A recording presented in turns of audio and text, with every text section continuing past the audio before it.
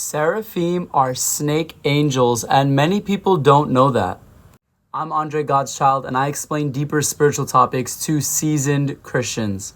Now, seraphim angels are some of the most interesting angels in all of heaven. They surround God's throne. They're singing holy, holy, holy all day. They're worshiping angels, and they are typically known as the burning ones, because the root word of seraphim is seraph, and the im part means plural, so it means multiple seraphs.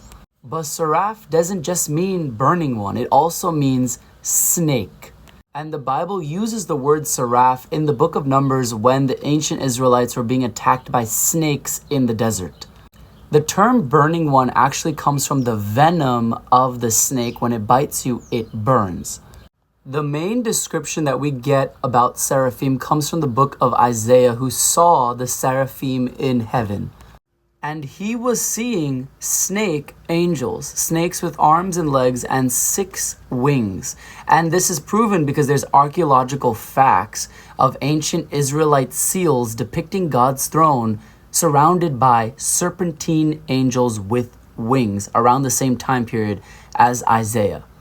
And this concept of divine snakes with wings is found all throughout the ancient world. Ancient people understood that serpentine beings with wings were some sort of divine angelic being.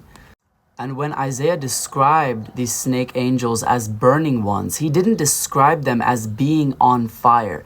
He was describing something they were doing. They were burning something.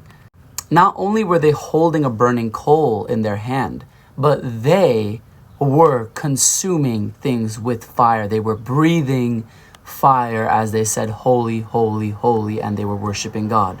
So snakes with arms and legs and wings that breathe fire. Sounds a lot like a dragon. And this ties perfectly to Genesis 3, the Nakash, the serpent in the Garden of Eden. He wasn't just a serpent. He was a seraphim, high-ranking angel, and that explains exactly why Adam and Eve listened to him. And then the Nakash falls and becomes the red dragon that the book of Revelation talks about.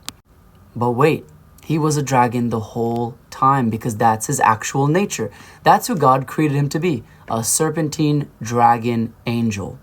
Now, many of you may say, but isn't Satan a cherubim? Now, in our last video, we talked about how Lucifer, who is a cherubim, is different from Satan, who is a seraphim.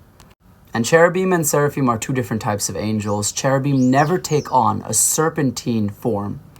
The Bible never says that Satan is a cherubim. The Bible says that Lucifer is a cherubim. But the Bible does say that Satan is a dragon. The Bible also says Satan is a serpent.